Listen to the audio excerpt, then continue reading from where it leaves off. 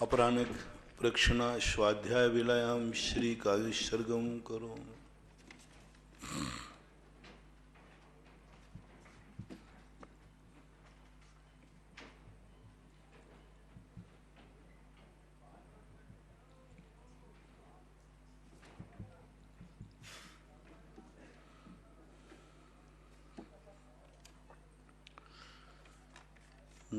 नमो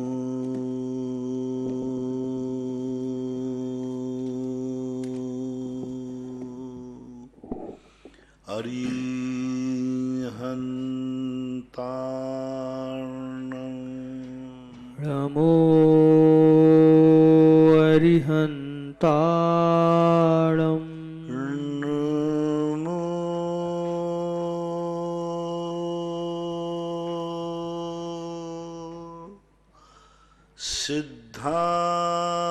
सिद्धार्णं नमो सिद्धार्णं नमो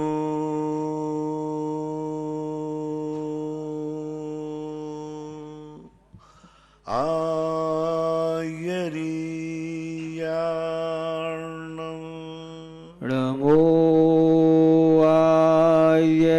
आयर्याणं नमो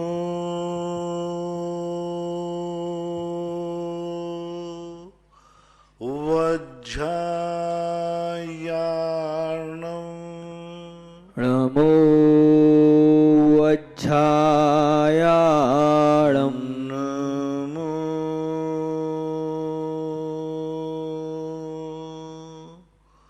लोये सवसाहूर्णं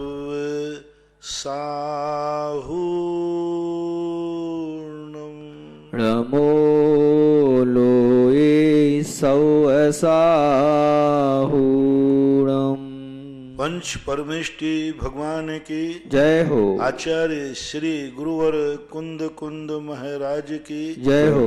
आचार्य श्री गुरुवर विद्यासागर महाराज की जय हो। परम पूज्य इंद्रियापक मुनि श्री 108 सुधा सागर जी महाराज की जय। समस्त मुनि संघ की जय। परम पूज्य मुनि श्री निष्कंप सागर जी महाराज की जय।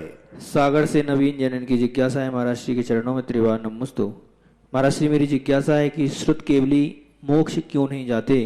यदि नहीं जाते तो क्या उनके 4 घातिया कर्म नष्ट नहीं हुए? फिर केवली क्यों कहते हैं उनको? कृपया समाधान। केवली तो इसलिए कहते हैं उनको क्योंकि उनका मूल ज्ञान जो शुद्ध है वो पूर्णता को ज्ञान होता है। जो व्यक्ति जिस वस्तु को पूर्णता को पा लेता है और ज्ञान की मुख्यता से, उससे ज़्यादा शुद्ध ज्ञान जो है होता ही नहीं। द्वादशांग का पूरा ज्ञान कर लेते, इसलिए उनको केवली कहते हैं। केवली आना सारी दुनिया के ज्ञानों से जिनका ज्ञान अलग है, इसलिए केवली कह देते। घातिया कर्मों को नष्ट कर सकते हैं क्यों? शुद्ध केवली मोक्ष जाने में कोई बाधा नहीं है, लेकिन पंचम काल के शुद्ध केवली तो इसलिए नहीं जा सकते कि हीन संगन है। वज्रसम नाराज संगन के साथ मोक्ष होता है, इसलिए पंचम काल में मोक्ष है ही नहीं। इसलिए पंचम काल के शुद्ध केवली का मोक्ष जाने का निषेध है। चतुर्थ काल में कोई शुद्ध केवली है तो मोक्ष जाना कोई निषेध नहीं है। शुद्ध केवली भी मोक्ष जाते हैं, लेकिन जावें ऐसा नियम नहीं, भजनीय है। जा भी सकते हैं और नहीं भी जा सकते। उसका मूल कारण है कि उन्होंने 4 घातिया कर्मों का नष्ट नहीं किया और शुद्ध केवलीपना छूट जाता है। कोई व्यक्ति इस भाव में शुद्ध केवली है और मरण करके देव बन जाए तो सारा शुद्ध केवलीपना छूट जाएगा। शुद्ध केवलीपना एक भाव में ही रहता है, दूसरे भवांतर में नहीं जाता कदापि। जैसे मान लो सर्वार सिद्धि के देव भी हमें यहाँ आते तो पूरा द्वादशांग लेके नहीं आएंगे। यहाँ भी कोई शुद्ध केवली है, जैसे उनका जीवन का अंत होगा वैसा ही शुद्ध केवलीपना खत्म हो जाएगा। क्योंकि दूसरी बात यह है कि ये द्रव्य की अपेक्षा होते हैं। भाव की अपेक्षा शुद्ध केवली होना अलग चीज हो, द्रव्य की अपेक्षा होना। द्रव्य तो एक ज्ञान है, शब्द ज्ञान है। तो द्रव्य शुद्ध की अपेक्षा से इनको शुद्ध केवली कहा गया। भाव शुद्ध की अपेक्षा से हो ये कोई नियम नहीं। पूज्यवर कुंदकुंद महाराज ने प्रवचन सार के प्रथम ज्ञानाधिकार में 2 गाथाएं कही। एक भाव शुद्ध केवली के लिए कही और एक द्रव्य शुद्ध केवली के लिए कही। और द्रव्य शुद्ध केवली के लिए उन्होंने कहा लोयप धियरा, ये लोभ के दीपक हैं, लेकिन इनका भाव शुद्ध यानी जो शुद्धोपयोगात्मक, श्रेणीयात्मक, शुक्ल ध्यानात्मक शुद्ध ज्ञान हो, ऐसा कोई नियम नहीं।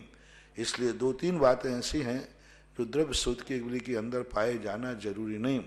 सबसे बड़ी बात तो यही पाई गई कि उनको शब्द ज्ञान है, और शब्द ज्ञान होने से, शब्द ज्ञान तो मन के आश्रित है, इंद्रियों के आश्रित है, और मन के आश्रित जो ज्ञान होता है उससे मोक्ष हो ऐसा कोई नियम नहीं है। तो इस अपेक्षा से उनको शुद्ध केवली बना है, लेकिन मोक्ष होना नहीं होना निश्चित नहीं। चित्तौड़गढ़ से ओम प्रकाश जी गदिया, इनकी जिज्ञासा है महाराज श्री चरणों में त्रिवान नमोस्तु।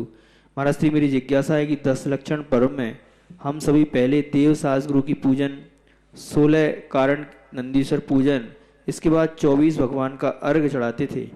लेकिन महाराज श्री हमारे यहाँ पंडित जी आए, उन्होंने पूजा का क्रम पहले 24 भगवान अर्घ चढ़ाने और फिर दूसरी पूजाएं करने का नियम बनाया। अब दूसरे समाज के लोग इसका विरोध कर रहे हैं। महाराज जी हम क्या करें, कृपया मार्गदर्शन। ज्यादा विवाद में मत पड़ो, इसमें 2 बार चढ़ा लो, कोई फर्क नहीं पड़ता। ये सब चीज़ों का बिल्कुल भी किंचित मात्र विवाद नहीं करना, इससे कोई भी हानि होने वाली नहीं है। आगे चढ़ा लिया, पीछे चढ़ा लिया, सामान्य था हमारे यहाँ पहले वंदना होती है, फिर स्तुति होती है। तो पहले हम देव साध गुरु की पूजन कर लेते, बाद में 24 ही भगवान का चढ़ाना चाहिए। अब कुछ लोग कुछ अर्घ पहले चढ़ा लेते हैं, सहस्र नाम का, रत्नत्रय का, और कुछ अर्घ चढ़ा देते। तो ये सब आप ज़्यादा विवाद नहीं करना। कोई ने कहा साहब पीछे चढ़ाना, कोई ने कहा आगे चढ़ाना, तो तुम कहना साहब हम दोनों बार चढ़ा लेते, आप भी बुरा मत मानो, आप भी मानो, 2 बार करने में कोई बाधा नहीं।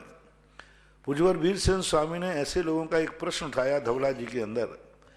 उन्होंने कहा कि आपने कहा कि 3 बार मंदिर करने जाना चाहिए, 3 बार वंदना करना चाहिए, लेकिन चौथी बार करें तो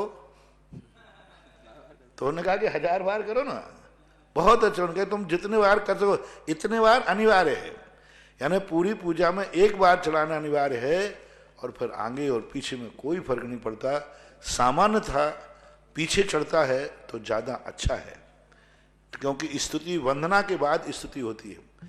पहले एक तीर्थंकर की वंदना होती है और बाद में स्तुति 24 भगवानों की स्तुति होती है। लेकिन फिर भी मैं कह रहा हूँ कि यदि पहले चढ़ाते हो तो कोई दोष नहीं है, विवाद बिल्कुल भी नहीं करना। 2 बार चढ़ाने में कोई बाधा नहीं है, चढ़ा लेना चाहिए। जयपुर से मनीष चौधरी, इनकी जिज्ञासा है महाराज श्री चरणों में त्रिवान नमोस्तु। महाराज श्री हम अपने घरों पर ये प्रकोप रोकने के लिए सबकी रक्षा हो इस भावना से प्रार्थना, प्रतिक्रमण और ओंकार ध्वनि एक साथ सामूहिक रूप से नाद कर सकते हैं क्या? इसका प्रभाव क्या होगा? देखो अभी ये स्पर्श दोष की बीमारी है, थोड़ा दूरी रख के करें। एक साथ बोला उन्होंने ऑनलाइन से नहीं, मैं इसका समर्थन नहीं करता हूं। आप अपने घरों में बैठ करके, क्योंकि आप कितने ज्ञानी हैं, कितने समझदार हैं, करने की अनुमति है, कराने की नहीं। कराने वाला बहुत व्यक्ति व्यज्ञ होता है। हम श्रावक संस्कार से में ध्यान कराते हैं, पर उनसे हम स्पष्ट करें तुम मत कराना, तो व्यक्ति तुरंत क्या है, पंडित और गुरु जल्दी बनना चाहता है। हाँ, पंडित गुरु मैं करा रहा हूं, मैं कराऊं। आजकल सारी दुनिया में खूब चल रहा है। थोड़ा सा ज्ञान किया नहीं और तुरंत मास्टर बनना चाहता है। थोड़ा सा ज्ञान, अभी कुछ आता जाता है ही नहीं, और थोड़ा सा कहीं से यहाँ वहां से सीख लिया, 2-4 किताबें पढ़ ली, और तुरंत वो कराने की तरफ क्यों प्रवृत्ति होती है। और जब जब तुम्हारे कराने की तरफ वृत्ति हुए, समझ लेना तुम करने से वंचित हो जाओगे। फिर वो जो कुछ भी पढ़ेगा, जो कुछ भी सीखेगा, कराने के उद्देश्य से सीखता है। हमारे आचार्य से हमेशा कहते हैं कभी स्वाध्याय करना प्रवचन के हिसाब से स्वाध्याय नहीं करना। शुरू से हम लोगों को कहा प्रवचन के लिए स्वाध्याय नहीं करना। कोई भी चीज पढ़ना प्रवचन के लिए नहीं पढ़ना, कोई भी चीज नोट करना प्रवचन के लिए नोट मत करना। हम बताए थे ना एक बार संस्मरण, जब आचार्य से कभी कोई बोलते थे तो हम लोग लिखना, तो आचार्य जी कहते देखो मुनि लोग आजकल मुनीम बन गए हैं, ये लिख रहे हैं। तो उनका स्पष्ट आचार्य से कहना था कोई भी चीज पढ़ना, नोट्स बनाना प्रवचन के लिए मत बनाना, दूसरों के लिए मत बनाना, कोई प्रकाशन के लिए मत बनाना। जैसे तुमने स्वाध्याय किया, अब स्वाध्याय अपने तुरंत भाव चला जाए, मैं इसको पढ़ूंगा और दूसरों को पढ़ाऊंगा और इसका प्रकाशन भी कराऊंगा, वो तुम्हारा स्वाध्याय करना है ही नहीं, वो तो सारा का सारा पर प्रत्यय रूप हो गया। तुम अपने लिए पढ़ो, अपने लिए करो, अपने लिए करो, और उसमें से फिर जब हम पूर्ण परिपक्व, जब पूर्ण भर जाएं, पूर्ण मास्टर कब बनता है? आप देखो KG1 में पढ़ाने वाले मास्टर को लिए बीएड करना पड़ती है। अब इस मास्टर कौन सा है? प्राइमरी कक्षा का, और उसको योग्यता कितनी चाहिए? पहले BA करे वो, और फिर वो बीएड यानी मास्टरी का कोर्स करे। कितनी बड़ी बात, पढ़ाने की छूट दी गई। और पढ़ाना क्या है उसको पहली कक्षा में? एप्पल का। अरे भाई, पहली कक्षा को पढ़ाने वाला के टीचर दूसरी कक्षा का काफी है। कायदा से अब यदि पूछा जाए तो पहली कक्षा को पढ़ाने वाला टीचर दूसरी का पढ़ा देवे, दूसरी वाले को तीसरी का पढ़ा देवे, तीसरी वाले को चौथी पढ़ा देवे। एक क्लास जो आगे है वो पढ़ा देना चाहिए। लेकिन नहीं, कितना बड़ा सोच शिक्षाविदों की जब कमेटी बैठी होगी, पहली कक्षा पढ़ाने वाले के लिए बीएड करना जरूरी है। जब वो 16 साल स्वयं पढ़े, फिर 2 साल बीएड करे, तब वो प्राइमरी कक्षा के पढ़ाने लायक होता है। अभी तो हाँ, प्राइमरी कक्षा के पढ़ाने लायक होता है। अभी तुम्हारी कितने साल हो गए, तुम्हारा कितना ज्ञान हो गया, तुमने कितना ध्यान कर लिया जो कराने की बात सोचने लगे? कितना किया तुमने? कितने साल पढ़ा है? कितने साल तुमने ध्यान किया? कितने शास्त्रों का ज्ञान हो गया है? कितने शास्त्रों का ज्ञान? ये सबसे पहले विचार करना चाहिए। हर व्यक्ति एक ही बात पर लगा, हम दूसरे को समझना नहीं चाहता। समझाने में निपुण है व्यक्ति आजकल, समझाने के लिए स्वाध्याय कर रहा है, समझाने के लिए ध्यान कर रहा है, समझाने के लिए कुछ भी पढ़ रहा है, इसलिए कि मैं कुछ दूसरों को पढ़ाऊं, दूसरों को बताऊं। पढ़ेगा स्वाध्याय तो तुरंत करता है, मैं कोई एक किताब लिखूं, मैं दूसरों को कोई किताब लिख के बताऊं। ये परिणाम जो आ जाता है, यह परिणाम देश के लिए खतरनाक है। नीम हकीम खतरे जान, वही वाली बात है। हमें जुकाम हुआ था तो डॉक्टर ने मुझे एक गोली दी थी कोई, तो दूसरा आ गया, अरे काय को डॉक्टर जाओ, 500 रुपया लेगा अभी तुमसे, जांच कराई।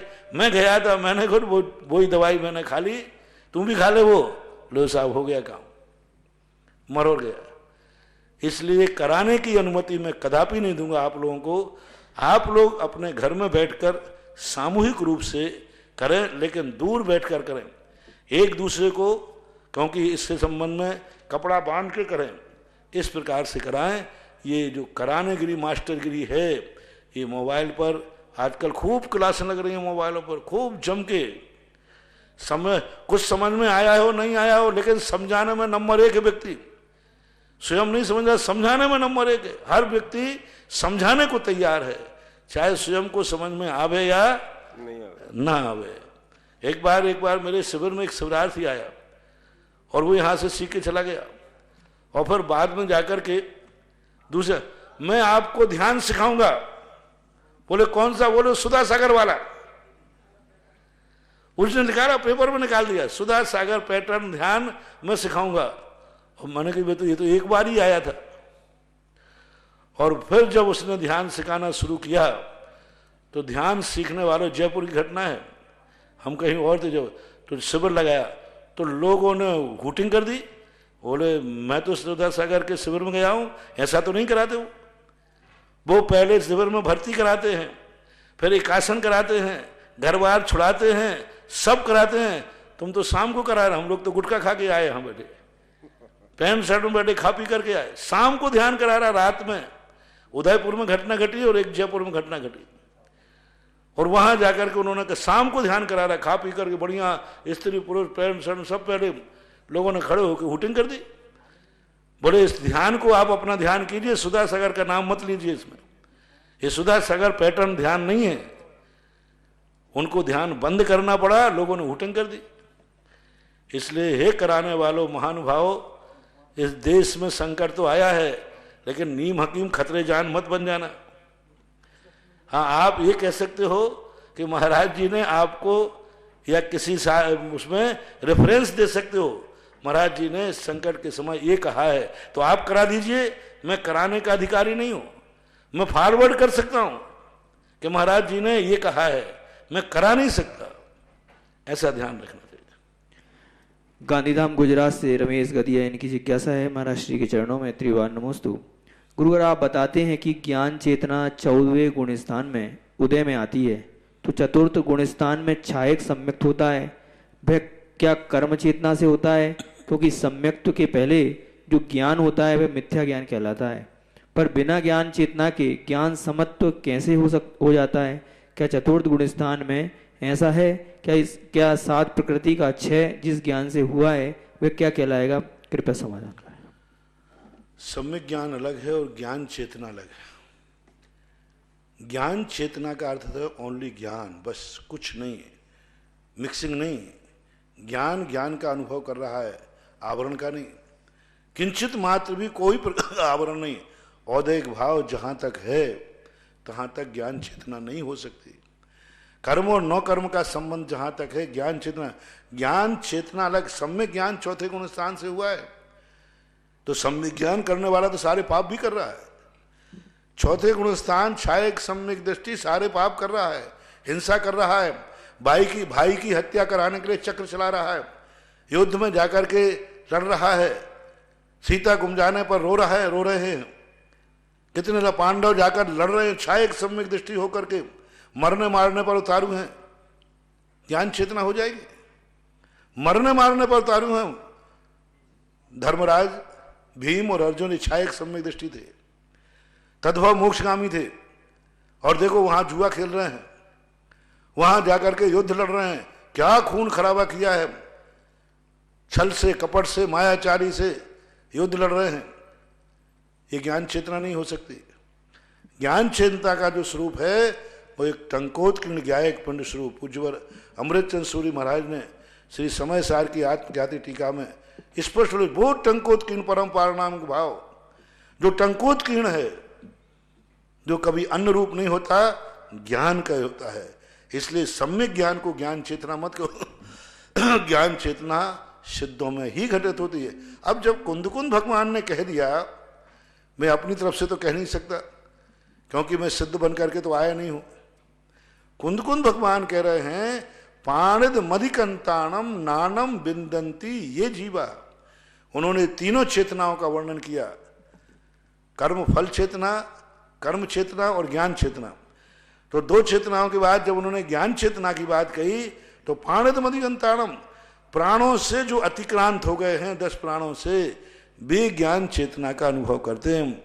जब पूज्यवर ने परिभाषा ही बना दी, नियम ही बना दिया, तो अब चौथे गुण स्थान और पंचम गुण स्थान में ज्ञान चेतना का चिंता करने की क्या जरूरत पड़ी? सम्यक ज्ञान होना अलग चीज है। सम्यक ज्ञान में ज्ञान की शुद्धता होना अनिवार्य नहीं। दृष्टि शुद्ध हो गई कि यह चीज करने योग्य है या नहीं करने योग्य है, लेकिन अभी उसने कुछ त्यागा नहीं है। इसलिए ज्ञान चेतना, सम्यक दर्शन, ज्ञान चारित्र के फल है, इनका फल है। सम्यक दर्शन ज्ञान चारित्र में भी ज्ञान चेतना नहीं है, केवल ज्ञानी को भी ज्ञान चेतना नहीं है। और लीजिए, आप चौथे गुण स्थान की चिंता कर रहे हैं, सप्तम गुण स्थान वर्ती मुनिराज को भी ज्ञान चेतना नहीं। 12वें गुण स्थान वर्ती जिनका मोहिनी पूर्णता नष्ट हो गया है, तुम्हारा तो छायक सम्यक दृष्टि की अभी 3 ही प्रकृतियां नष्ट हुई हैं, 4 अनंतानुबंधी की मान लो 7 ही हुई हैं। वहां तो जाकर के पूरा मोहिनी कर्म नाश हो गया। 12वें गुण स्थान में पूर्णतः मोहिनी कर्म का नाश हो गया, फिर भी उनको ज्ञान चेतना नहीं। छदमस्त वीतराग कहा, सतमक वीतरागी है। शुद्ध उपयोग के साथ ज्ञान चेतना नहीं, क्योंकि शुद्ध उपयोग छदमस्त को होता है, छदमस्त के लिए होता है। 11वें 12वें गुण स्थान में होता है। 13वें गुण स्थान में केवल ज्ञान हो गया, लेकिन ज्ञान चेतना नहीं है, क्योंकि अभी औदायिक भाव बैठा हुआ है। अभी औदायिक भाव बैठा है। जब तक औदायिक भाव बैठा है, जब तक औदायिक के भाव की कठपुतली बनी है, आत्मा के प्रदेशों में टंकोत्कीर्णपना नहीं है।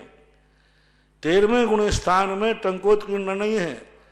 पूज्यवर योगेंद्र स्वामी ने परमात्म प्रकाश के अंदर एक बहुत अच्छी बात कही। उन्होंने कहा कि केवली भगवान केवल ज्ञान हो गया, लेकिन वो टंकोत्कीर्ण नहीं है। वो अभी आत्मा के प्रदेशों को परिस्पंदन कर रहा है, अभी आत्मा के प्रदेशों में चंचलता है। और जो व्यक्ति, जिसकी आत्मा केवल ज्ञान प्राप्त करने पर अनंत ज्ञान, अनंत शक्ति, अनंत वीर प्राप्त होने के बाद भी जिसकी आत्मा को कोई हिला रहा है, काय की शक्ति है अनंत शक्ति। अनंत शक्ति जिसके पास होती है उसे कोई हिला नहीं सकता। लेकिन अभी तो कर्म उनके आत्मा के प्रदेश को कंपायमान कर हिला रहा है, तो बलवान कौन है? आत्मा का स्वभाव टंकोत्कीर्ण है और कर्म 13वें गुण स्थान वर्ती आत्मा के कर्मों को आत्मा के प्रदेश में कंपायमान कर रहा है। कौन कांपता है? कौन कांपता है? दूसरा कंपा रहा है, कर्म कंपा रहा है आत्मा केवली भगवान को सहयोग केवली के लिए। तो जब तक वो केवली भगवान के द्वारा, केवली भगवान के आत्मा के प्रदेश भी जिन कर्मों के उदय से कांप रहे हैं, वे ज्ञान चेतना का अनुभव क्यों करते? ज्ञान चेतना तो टंकोत्कीर्ण होती है, कंपायमान नहीं होती। फिर उन्होंने प्रश्न उठाया, द्रव्य संग्रह में ब्रह्मदेव सूर्य के ने अपने प्रश्न उठाकर कहा कि 14वें गुण स्थान में मान लिया जाए। बोले नहीं, वहां डर तो नहीं है, कांप तो नहीं रहे हैं, लेकिन जो कांप करके जो अपराध किया है उन्होंने, वे 85 कर्म उनके अंदर पड़े हुए। यानी चोरी करना तो छोड़ दिया है, लेकिन चोरी का माल तो अभी स्टोर में है, 85 प्रकृतियां।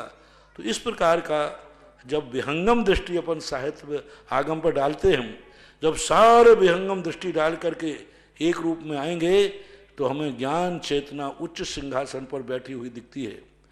ज्ञान चेतना संसारातीत सिंहासन पर बैठती है। ज्ञान चेतना सिद्ध भगवान के आत्मस्वरूप में बैठती है।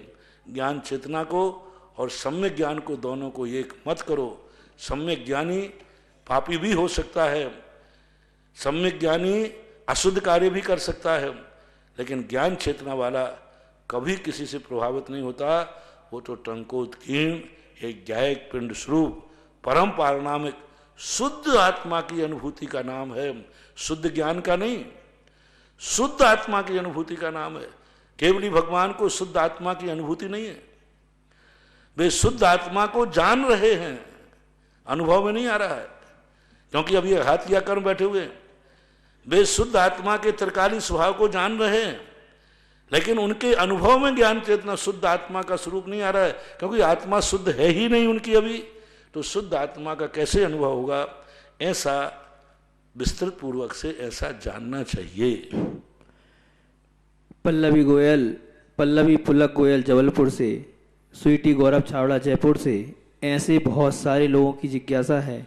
हालांकि महाराज श्री आप पहले इन सारी जिज्ञासाओं का समाधान कर चुके हैं, फिर भी पुनः हमसे आपसे निवेदन करते हैं इनकी शंका का समाधान करें। महाराज श्री हम लोगों के भक्तांबर जी 64 रिद्धि, कल्याणक आदि आदि, रोहिणी व्रत आदि के उपवास हम लोग कर रहे हैं, तो महाराज जी अब बिना पूजन किए क्या उपवास हमारे सार्थक होंगे? कृपया समाधान। बहुत अच्छी तरह होंगे, कोई बाधा नहीं। तुमने मंदिर नहीं छोड़ा है, मंदिर तुम्हारा छुड़ाया गया है। मंदिर छोड़ना हमारे यहाँ हर क्रिया के साथ प्रमाद लगाया है। तुमने जीव मारा है कि जीव मर गया है? प्रमत्त योगात प्राण विप्रोपणम हिंसा। तुमने जीव मारा है या मर गया है? मर गया है, हिंसा की कोटि में नहीं गया। तुमने झूठ बोला है कि भूल गया है? एकाएक बोलते बोलते झूठ बोल गया। आज पूनम है, आज पूनम है, थी अमावस्या, तो वहां जैन दर्शन पूछता है तुमने बुद्धिपूर्वक झूठ बोला है या भूल गया है? बोले मुझे कहानी नहीं, पता ही नहीं, अनुभव में नहीं आया कि मैं झूठ, मैं तो यही बोल रहा हूं कि आज पूनम है। तो उस झूठ असत्य की कोटि में नहीं आता। इसी प्रकार तुम्हारा मंदिर तुमने छोड़ा है प्रमाद के कारण कि छूट गया है। राजा की आज्ञा है, राजा की आज्ञा के कारण से हमारे यहाँ पहले ही शब्द कह दिया। ये जानते थे हमारे उमा स्वामी महाराज कि कभी हमारे धर्मात्मा पर ऐसा संकट आ सकता है जो प्रकृति और राजा के विरुद्ध। तो उन्होंने कहा वृद्ध राज्यातिक्रम, ये वृत्तियों के लिए कहा, उपवास करने वालों के लिए कहा। ये किनके दोषों में आया है? वृत्ति के लिए। राजा के विरुद्ध अतिक्रमण नहीं करना, राजा की आज्ञा का उल्लंघन नहीं करना। आपका व्रत पूर्णतः निर्दोष माना जाएगा, किंचित मात्र भी उसमें अतिचार नहीं आएगा, क्योंकि आपका परिणाम बहुत शुद्ध है। और आज प्रातःकाल भी मैंने कहा था, अब मनोयोग से करने का समय है। मंदिर में पूजा करते समय काया से पूजा कर रहे थे, मन कहीं और जा सकता है, लेकिन अब तो मन से पूजा करना है। मन कहाँ जाएगा? अब तो मन से पूजा करना है, वचन से पूजा करना है, तो अब तो मन उसमें लगेगा ही लगेगा।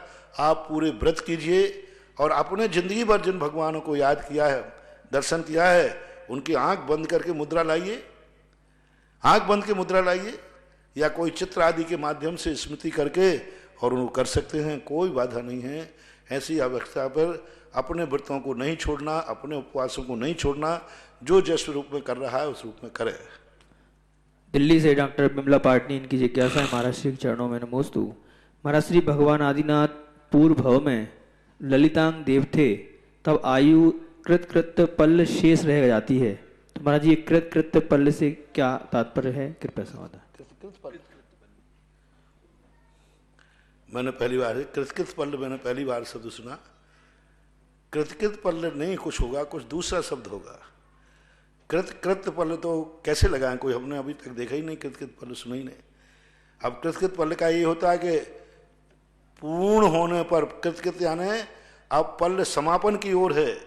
अब जबरदस्ती बैठा लो तो कैसे बैठा लूँ मैं, क्योंकि पूर्ण होने की ओर। अब इसको व्युत्पत्ति भी नहीं कर सकता शाब्दिक रूप से, क्योंकि कृतकृत पल्ल आप थोड़ा या तो शब्द में चूक रहे हैं, या फिर आप कहाँ आया है उसको बता दीजिए, तो आगे पीछे इसको पढ़ना पड़ेगा, तब इस शब्द का कोई अर्थ निकल सकता है। शायद ऐसा आया नहीं होगा, फिर भी हिंदी कार ने कहीं लिख दिया हो, और हो सकता है ऊपर शब्द का कोई दूसरे अर्थ में कृतकृत शब्द दिया हो। तो आप इसका कहाँ आया ये शब्द, उसका रेफरेंस भेजिए, हम उसको देख करके बता देंगे। सिरसाले महाराष्ट्र से नितिन भैया, इनकी जिज्ञासा है महाराज श्री के चरणों में नमोस्तु। महाराज श्री मेरी जिज्ञासा है कि हम कर्म चेतना और कर्म फल चेतना दोनों को उदाहरण के साथ में समझना चाहते हैं। कर्म चेतना और कर्म फल चेतना को कृपया समाधान। कर्म चेतना का अर्थ इतना ही है पुरुषार्थ। कर्म यानी 8 कर्मों से मतलब नहीं है, कर्म यानी पुरुषार्थ। कोई भी कार्य के लिए पुरुषार्थ करता है जो व्यक्ति, उसको कर्म चेतना बोलते हैं। जैसे एक इंद्र, 2 इंद्री, 3 इंद्री जीव हैं, ये खाने के लिए चलते हैं, अपने जीवन की रक्षा के लिए करते हैं, पुरुषार्थ करते हैं, तो 2 इंद्रियों से कर्म चेतना चालू होती है। और कर्म फल चेतना उसे कहते हैं, वो कुछ भी नहीं कर सकते, जो कर्म का उदय आएगा वैसा उनको अनुभव करना पड़ेगा। पेड़ है, एक इंद्रिय जीव है, बरसात आ रही है, वो बचाव नहीं कर सकते, धूप आ रही है, बचाव नहीं कर सकते, चारों तरफ से अग्नि लग चुकी है, वो बचाव नहीं कर सकते। तो एक इंद्रिय जीवों के यहाँ स्वयं बचाव का कोई साधन नहीं है। उनको भोजन चाहिए, वे वहीं रहेंगे, वो कहीं चल करके नहीं जा सकते। अपनी जड़ को बढ़ा देना अलग चीज़ है, चल के जाना अलग चीज़ है। तो जो कर्म के उदय से ही अपना जीवन यापन करते हैं, कर्म के अनुसार ही उनकी परिणति होती है, उनके हाथ में कुछ भी नहीं होता, उसे कर्म फल चेतना कहते हैं, जो एक इंद्रिय जीवों के पाई जाती है। और कर्म फल चेतना 2 इंद्रिय यानी लट, पिपील आदि से शुरू हो जाती है, क्योंकि ये चलते हैं, फिरते हैं, स्थानांतरण होते हैं, इसको कर्म फल चेतना कहते हैं। कोटार से सुशीला डोगेरिया, इनकी कर्म चेतना क्या है? कर्म फल तो एक इंद्रियों के, जो 2 इंद्रियों की कही, इसको कर्म चेतना मानना चाहिए। कोटा से सुशीला डोगेरिया, इनकी जिज्ञासा है महाराज श्री चरणों में त्रिवार नमोस्तु। महाराज श्री मेरी जिज्ञासा है कि केवली जीव समुद्घात करते हैं, जब तब उनके आत्म प्रदेश तीनों लोकों में फैलते हैं, तो क्या अभी जो सिद्ध हो गए होंगे तो उनके जो आत्म प्रदेश फैलेंगे, तो क्या वो हमको इस विकट स्थिति से हमको क्या सिद्ध भगवान के आत्म प्रदेश हमें बचा सकते हैं? कृपया समाधान। फैलते तो अभी हैं, क्योंकि विधेय क्षेत्र से विद्याधर सैनियों से निरंतर मोक्ष जा रहा है। 6 महीने 8 समय में 608 जी मोक्ष जाते हैं और उनके आत्मा के प्रदेश अपने आत्मा के प्रदेशों से छूकर जाते हैं, अपने आत्मा के प्रदेशों पर ही रह जाते हैं, क्योंकि जब पूरा व्याप्त होकर रहते हैं, लोग पूर्ण करते हैं, तब संपूर्ण है।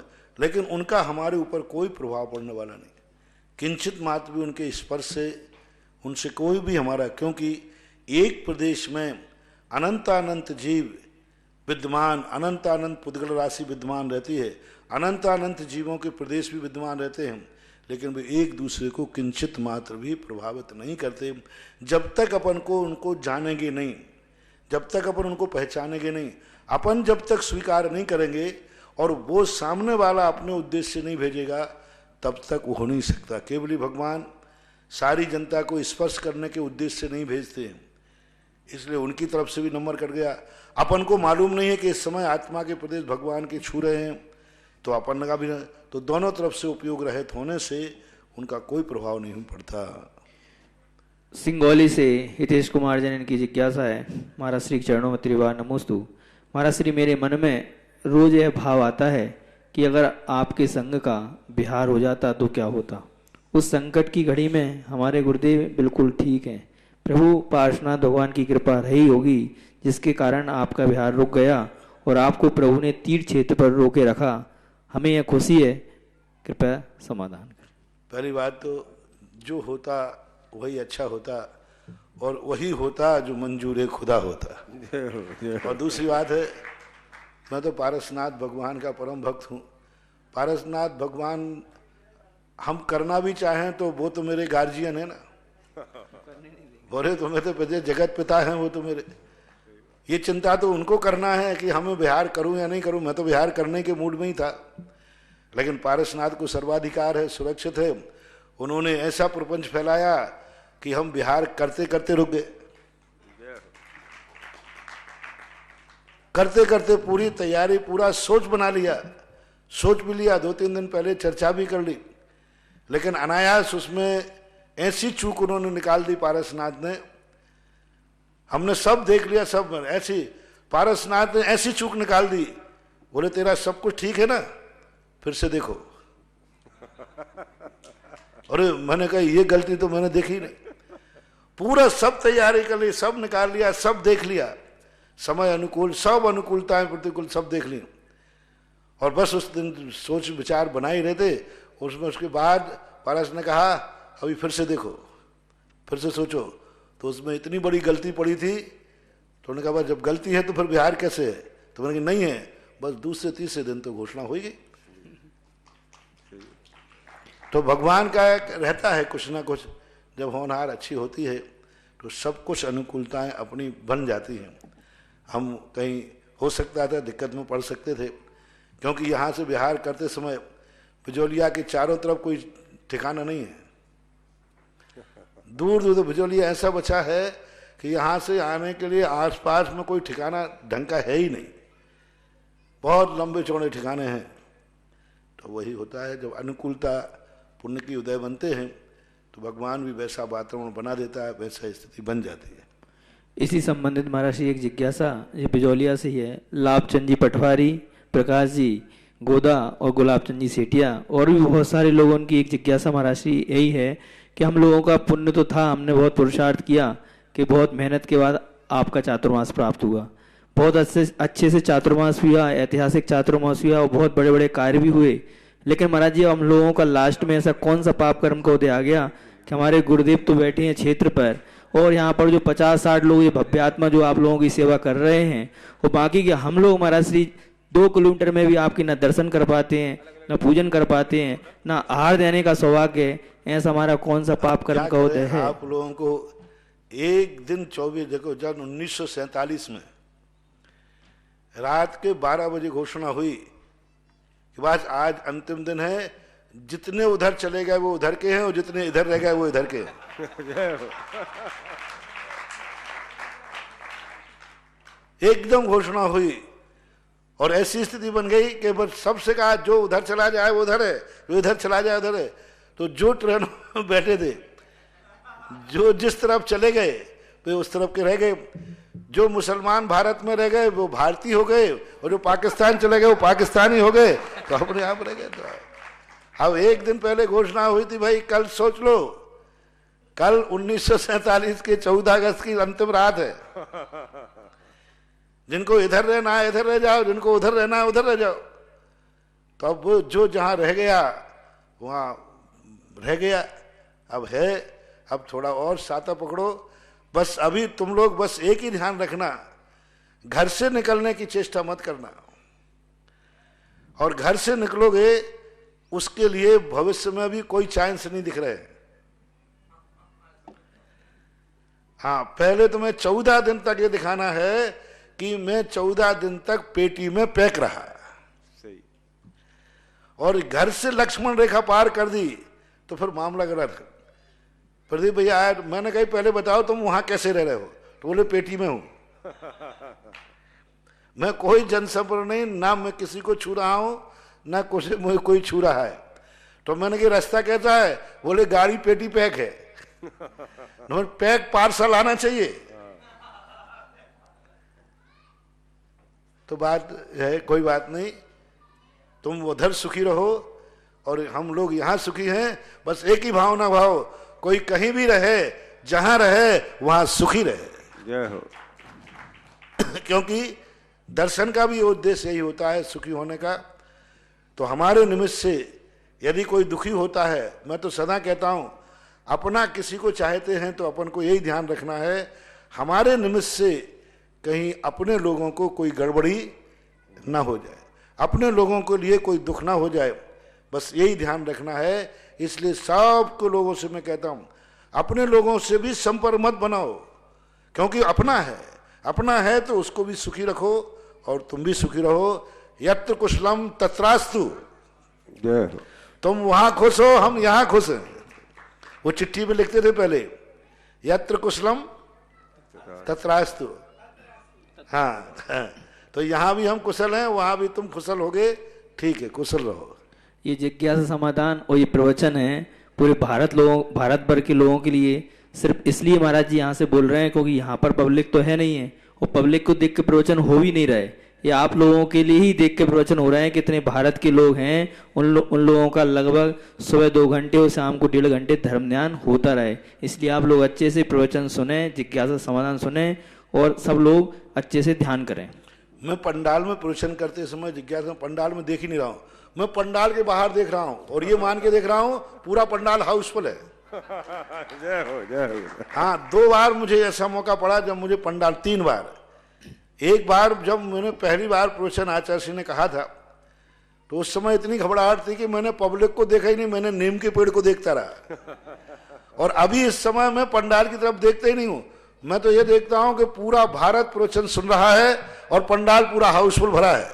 तो वो आगे ध्वजारोहण है ना, वो ध्वजारोहण, बस ध्वजारोहण का चबूतरा देखता हूँ और पूरा प्रवचन दे देता हूँ। जय हो, जय हो। महाराज श्री, बहुत सारे लोगों की एक भावना भी है कि अभी पर्युषण पर्व आज से प्रारंभ हुए हैं, तो क्या हम पर्युषण पर्व में 5 उपवास 10 उपवास कर सकते हैं क्या? कृपया महाराज जी। थोड़ा स्वास्थ्य को देख करके ऐसा भी लोग कह रहे हैं कि उपवास पूर्सा निर्जल नहीं करके, क्योंकि पानी की लेने की व्यवस्था के लिए, जिससे कि गले का साफ होता रहे, लघु संग वगैरह जाते रहें, तो इसका लोग कह रहे हैं। तो मैं सर्वथा निषेध तो करूँगा नहीं, लेकिन फिर भी पानी की तो छूट रख लेना चाहिए। पानी की छूट रख करके यदि करते हो तो कोई बात नहीं, लेकिन आप मजबूरी में यदि ऐसा करते हो कि गर्मी का भी समय है, चैत का महीना आ गया है, तो पानी की छूट रख के करते हो तो कर सकते हो। और नहीं तो अन्न की वस्तु छोड़ दो। अब फल तो ज़्यादा लेना नहीं, फल मिलना भी मुश्किल हो रहा है, तो अपने हिसाब से सुविधा को देख कर करें, रिस्क ना लें, परेशानी ना उठाएं, भली अभक्ष का त्याग कर दें, बाजार का त्याग कर दें, सीमित कर दें, ऐसा करें। बिजौलिया से सपना धानोपिया, इनकी जिज्ञासा है महाराज श्री के चरणों में त्रिवार नमोस्तु। महाराज श्री, मेरी जिज्ञासा है कि कहा जाता है कि पूर्व जन्म के कर्मों का फल हमें इस जन्म में मिलता है, पर इस जन्म में जो हमारे साथ दुर्व्यवहार, शोषण, गलत करता है, तो क्या महाराज जी भगवान की डिक्शनरी में इसके साथ क्या होना है, ये सब पहले से लिखा होता है क्या? कृपया समाधान। पहली बात तो भगवान के पास कोई डिक्शनरी है नहीं। उनके केवल ज्ञान में उनको तो खबर ही नहीं कि मेरा केवल ज्ञान क्या जानता है। वे तो अपने आत्मा में लीन रहते हैं। उनके ज्ञान में वो जो जानते हैं वह नहीं होता है, जो होता है वो उनके ज्ञान में झलकता है। दूसरी बात, भगवान के द्वारा किसी करने धरने से कोई मतलब नहीं। इस जन्म का फल तुरंत भी मिलता है, ऐसी बात नहीं, तुरंत मिलता है। एक अंतर मुहूर्त के बाद, एक आवली के बाद भी फल मिलता है, और हजारों वर्ष के बाद भी मिलता है। मैंने इस भाव में भी फल देखा है। एक प्रत्यक्ष मैंने फल देखा 1 हफ्ते के अंदर। एक बार शायद आपको कभी सुनाया भी होगा, ज्ञानोदय तीर्थ क्षेत्र की घटना है, नारेली की। मैं दोपहर के अंदर शौच के लिए जा रहा था। एक मजदूर ने, एक छोटा सा कुत्ता था, उसको कुछ नहीं किया, वो जा रहा था, उसने एक इतना सा पत्थर उठाकर उसको मारा, उसकी आंख में लगा, कुत्ते की आंख फूट गई, खून झरने लगा। और मैं उधर से निकल ही रहा था। मैंने कि भैया उस कुत्ते ने क्या बिगाड़ा, तुम्हें काट रहा था क्या? बोले नहीं। बोले क्यों? मैंने कहा यूं। मैंने कहा ऐसा नहीं करना चाहिए। क्या बिगाड़ा था उसने? वो तो छोटा सा पिल्ला था, वो तुमसे दूर वैसे ही जा रहा था। मैंने क्यों किया? बोले महाराज यूं मार दिया। मैंने काश ऐसे तुम्हें कोई यूं मार दे तो, और कुत्ता तुम्हें मारेगा तो? बोले उसकी क्या औकात है जो मुझे मारे? मैंने कोई और मार देगा तो? बोले किसी की क्या औकात जो मुझे मारेगा? मैंने ज्यादा बहस नहीं की। मैंने कहा अच्छी बात नहीं, चला गया। ठीक उसी दिन, आज मान लो दिन का ध्यान नहीं है ये, ठीक 7वें दिन यानी उसी दिन 1 हफ्ते बाद वही टाइम मैं फिर शौच के लिए जा रहा था, और वो वहीं गैती चला रहा था, खोद रहा था, और गैती एक छोटे से पत्थर पर पड़ी और छोटा सा पत्थर उठा और उसकी आंख फूट गई। मेरे सामने, जहां मैं था उतनी कदम दूरी पे था, और वो आंख पकड़ के रह गया, उसकी आंख में से खून आ गया, आंख फूट गया। अब मैं दूर से पहचान नहीं पाया, 5-7 कदम की दूरी थी। और जैसे मैंने, क्या बात होगी भाई? अरे मैंने कि तू तो वही है। मैंने कि भाई तू वही है जो 8 दिन पहले तूने कुत्ते को पत्थर मारा था?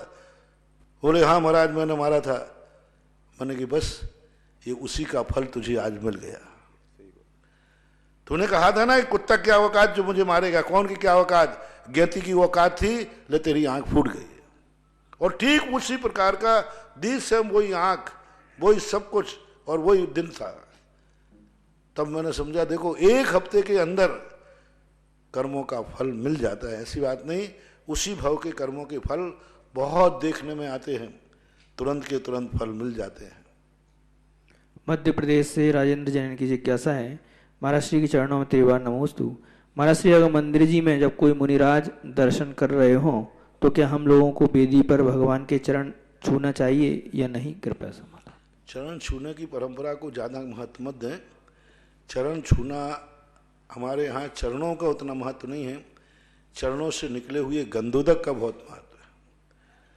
चरणों में वो चमत्कार नहीं कहा मानतुंगाचार्य ने, त्वदपाद पंकज रजोमृत।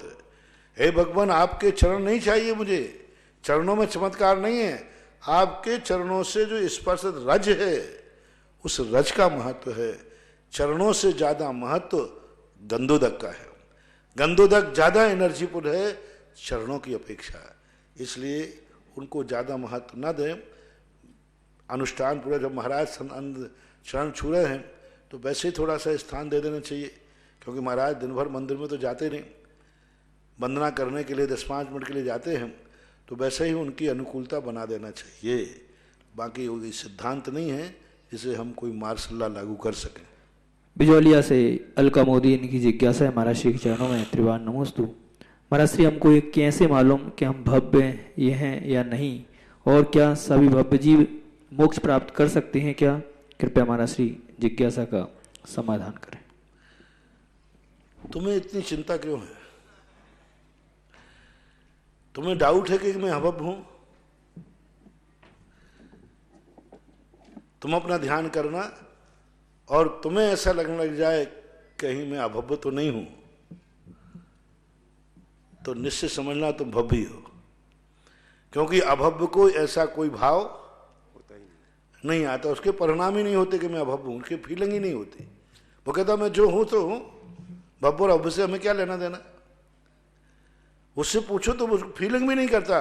उससे कह दिया जाए तुम अभव्य है, तो बोले हूं तो हूं, अभव्य हूं, उसको फीलिंग नहीं होती।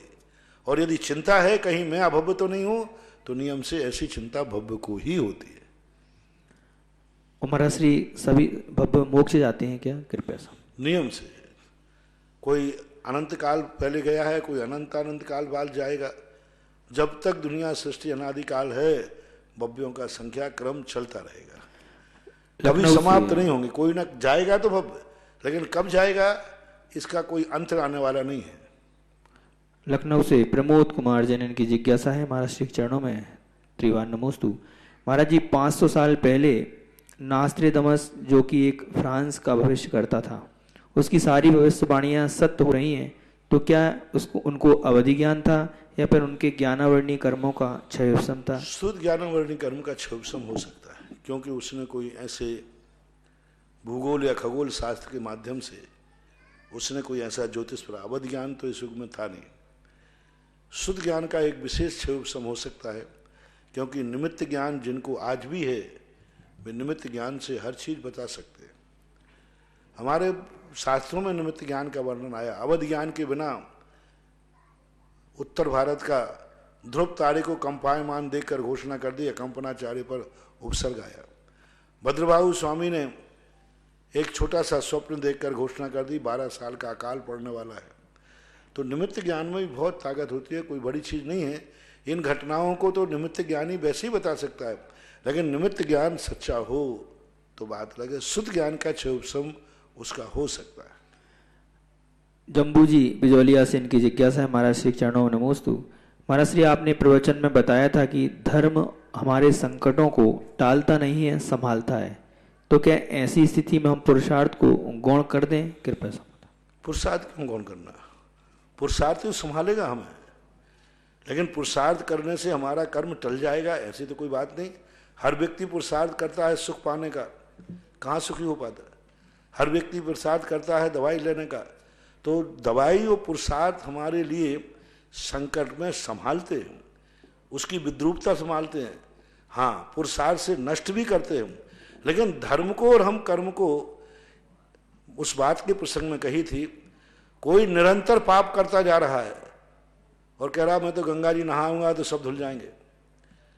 उधर सुबह जाकर पाप करता है, सुबह जाकर मंदिर जाता है, दिन भर पाप करता है, बोले हमारे पाप तो सब धर्म धो देगा। तो ऐसे पापियों के लिए कहा जाता है धर्म ऐसा नहीं है, धर्म पाप से बचाता है, पापियों को नहीं बचाता। पाप से बचाता है, धर्म कहाँ कह रहा कि पुरुषार्थ नहीं करता। धर्म तो इतना पुरुषार्थ करने कहता है, धर्म कहता है तुम अपराध से बचो। बस यही मंत्र समझना, धर्म अपराध से बचने का पुरुषार्थ कराता है, अपराधी को बचाने का पुरुषार्थ नहीं कराता। ऐसा मध्य प्रदेश से ही सुदर्शन कौशल जैन इनकी जिज्ञासा है महाराज श्री चरणों में त्रिवार नमोस्तु। महाराज जी, घर का मुखिया, धर्म का मुखिया, धर्म गुरु, राष्ट्र का मुखिया, राजनेता अगर जागरूक है तो विपरीत परिस्थिति में मानव का अहित नहीं हो सकता क्या, कृपया समाधान? हो सकता है, क्योंकि वो भी एक निमित्त है, उनकी जितनी मर्यादा है उतना ही हो सकता है। ऋषभदेव इतने जागरूक थे, मारीच का अहित हो गया, तो सामने वाला भी तो जागरूक रहे। ऋषभदेव जागरूक थे लेकिन मारूच जागरूक नहीं था, मिट गए। गुरु जागरूक है लेकिन शिष्य जागरूक नहीं है, तो क्या करेगा गुरु? राष्ट्र जागरूक है, नेता जागरूक है, आपको हिदायत दे रहा है, लेकिन प्रजा नहीं मानने को तैयार है, तो अब राजा क्या करेगा? राजा बार बार तुमसे कह रहा है, राजा ने यहां तक कह दिया लक्ष्मण रेखा खींच दी, अब फिर भी तुम लक्ष्मण रेखा पार करो तो क्या करे राजा? लक्ष्मण ने सीता के लिए लक्ष्मण रेखा खींच दी, जो अंतिम उनका सच था। अब यदि वो लक्ष्मण रेखा का उल्लंघन कर दे तो लक्ष्मण क्या करें, रामचंद्र जी क्या करें? तो राजा या भगवान या गुरु या घर का मुखिया मात जो आदेश देता है उसका यदि पालन करते हो तो जरूर हम बहुत सारे अनर्थों से बच सकते हैं। अभी देखो भारत का अभी बहुत अनर्थ से बच सकते हो। जो आपका राजनेता बोल रहे हैं, जो आपके डॉक्टर्स बोल रहे हैं, सोशल डिस्टेंस, सोशल डिस्टेंस सबसे बड़ी चीज। जितना डिस्टेंस तुम बनाओगे उतनी तुम सुरक्षित हो, जितनी दूरी बनाओगे उतनी सुरक्षित हो। आज सुबह मैंने पहले कहा कि जिसने वो बहुत अच्छा एक वैज्ञानिक डॉक्टर है वो बोल रहा है कि आप हर चीज में ये मान के चलो इसमें कोरोना है। आप बेटे को छू रहे हो तो आप ये डर जाओ मेरे हाथों में कोरोना जीव है, तुरंत धो, बेटे को बार बार मत लाओ, छोटा बेटा है उसको बार बार मत छुओ, तुम्हें आदत पड़ी हुई है बार बार नहीं, तुरंत सोचो कि बेटे को छू में, अरे मेरे हाथों में कोरोना है, तुरंत डिटॉल से हाथ धो फिर उसको छूइए। तुम्हें कोई भी चीज उठाना है, बाहर से किसी ने पैकेट दिया आपको, ये जो बांट रहे हैं सामान, इनके पैकेट भी आप कहिए यहां रख दीजिए, फिर उसको आप जो भी आपका ट्रीटमेंट होता है ट्रीटमेंट करके फिर लीजिए। तो हर चीज में तुम्हें जहां देखो वहां तुम्हें हर वस्तु में, आप दीवार में हाथ लगा रहे हैं तुरंत देखिए यहां कोरोना का जीव हो सकता है, हाथ लगाना बंद कीजिए। आप किवाड़ खोल रहे हैं घर में 10 लोग, वहां पर हो सकता है आप वहां पर स्प्रे कीजिए, दिन में 3 बार स्प्रे कीजिए। आपके लेट बाथ है, घर का लेट बाथ का किवाड़ है उसमें चटकने लगी हुई है, आप दिन में 3 बार उसको बास कीजिए, वहां कोरोना हो सकता है। तो ये जो सावधानी राजा बता रहा है, इनका यदि अपन पालन करते हैं, बहुत पालन करते हैं, तो हम पूरे, आज जो थोड़ी बहुत कमी आ रही है नहीं मानने के कारण आ रही है, 100% यदि मान जाए तो आप देखना 1-10 दिन के अंदर अंदर अपन लोग ये कह देंगे भारत देश विश्व में सबसे ज्यादा सुरक्षित है। पर अपन नहीं माने, अब वो कह रहा है जितना कह रहा है तो वो तो मानना ही पड़ेगा। तो बड़ों की सीमा है छोटों के मानने पर।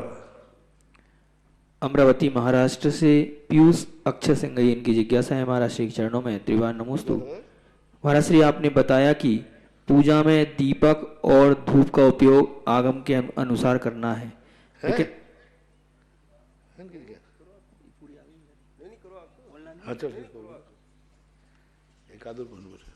अमरावती महाराष्ट्र से पीयूष अक्षय सिंह इनकी जिज्ञासा है, आपने बताया कि पूजा में दीपक और धूप का उपयोग आगम के अनुसार करना है, लेकिन महाराज जी दीपक का घी और धूप की व्यवस्था क्या कार्यकारिणी की तरफ से करनी चाहिए कि सबने अपनी अपनी अष्टद्रव्य लाना चाहिए, और अष्टांग धूप में क्या क्या सामग्री कितनी होती है? अपना विवेक से काम करो, अपनी खुद की ही लाना चाहिए। और कमेटी तुम्हारी व्यवस्था करती है तो वो तुम्हारी एक आपसी व्यवस्था है। सबसे पहले तो आप अपनी स्वयं की घर से बना के लाइए, अष्टद्रव्य स्वयं की ही होना चाहिए, स्वयं की शोधन की हुई होना चाहिए, तो अपने घर में करिए। और अभी तो मंदिर बंद हैं, घरों में सभी लोग अपने घर में एक कोई घी का दीपक और अष्टांगी धूप जरूर 24 घंटे में 3 बार इसका धुआं जरूर करें। यदि आपके पास अष्टांगी धूप नहीं हो तो आप 24 घंटे में 3 बार कपूर ले लें और कपूर को जला करके और पूरे घर में घुमा दें, पूरे घर के अंदर घुमा दें कपूर के लिए।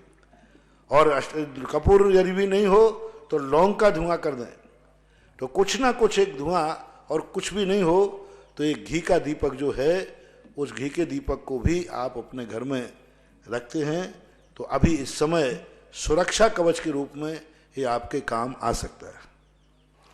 यहाँ की जिज्ञासाओं से पूर्व एक घोषणा, आज परम पूज्य श्री के आशीर्वाद से जो असीमकालीन भक्तामृत विधान चल रहा है उसमें 51,000 रुपये की राशि से महेंद्र कुमार जी, लोकेश जी, नितेश जी, संतोष भाई, जैन बगड़ा परिवार तालेड़ा, इनने अपनी स्वीकृति प्रदान की है। आपके पुण्य की अनुमोदना। और महाराज श्री, आज की जिज्ञासा है देशना जैन, मेरी जिज्ञासा, नमोस्तु गुरुवर, मेरी जिज्ञासा है कि ब्रह्म मुहूर्त का पूरा सच क्या है, क्योंकि ध्यान और मेडिटेशन सुबह 4 से 6 बजे के बीच करना ज्यादा अच्छा होता है, तो कृपया मार्गदर्शन करें ब्रह्म मुहूर्त। मैं पहले बता चुका हूं कि प्रातः काल का जो ध्यान है ब्रह्म स्वरूप का होता है, क्योंकि सारी राक्षसी शक्तियां भागती हैं, सूर्य का प्रकाश उदय में होता है, अंधकार समाप्त होने की स्थिति में होता है और प्रकाश आने का होता है। तो जब कोई शुभ लक्षण आने का होता है तो वो बेला शुभ कहलाती है। अनादिकाल से इसको शुभ माना गया। प्रत्युष बेला, ब्रह्म बेला, ये सब माने गए। इसमें ध्यान करने के लिए आप अपने इष्ट का ध्यान कीजिए, नमोकार मंत्र का जाप कीजिए, 12 भावना पढ़िए, भक्तांबर पढ़िए। दिन में एक बार सबको 12 भावना जरूर पढ़ना। और विधि तो मैं बता दी था, 12 भावना का चिंतन करो ऐसे समय। 12 भावनाओं को, बड़ी 12 भावना भी है मंगत राय की, कहाँ गए चक्री जिन जीता भरत खंड सारा, कहाँ गए वे राम और लक्ष्मण जिन रावण मारा, ये अथवा राजा राणा छत्रपति की भावना भी 12 भावना के रूप में भा सकते हैं। सुनील जैन टोडर की जिज्ञासा महाराज श्री गुरुवर के पवित्र पावन चरणों में त्रिकाल नमोस्तु। गुरुवर जिज्ञासा है कि तथ्यों के आधार पर और विज्ञान ने भी साबित किया है कि मानव अपने मस्तिष्क यानी दिमाग का 3 से 9% ही अपने जीवन काल में यूज कर सकता है और 9% तक आइंस्टाइन जैसे वैज्ञानिक ही पहुंच पाए थे। यह कहाँ तक सत्य है और अगर ऐसा है तो हम अपनी क्षमताओं का अधिक से अधिक और बेहतर तरीके से मस्तिष्क का किस प्रकार इस्तेमाल कर सकते हैं? ये जो सिद्धांत आता है ये बहुत हद तक इसलिए सही है कि व्यक्ति अपनी शक्तियों का उपयोग करता नहीं, डर के कारण, भय के कारण, प्रमाद के कारण।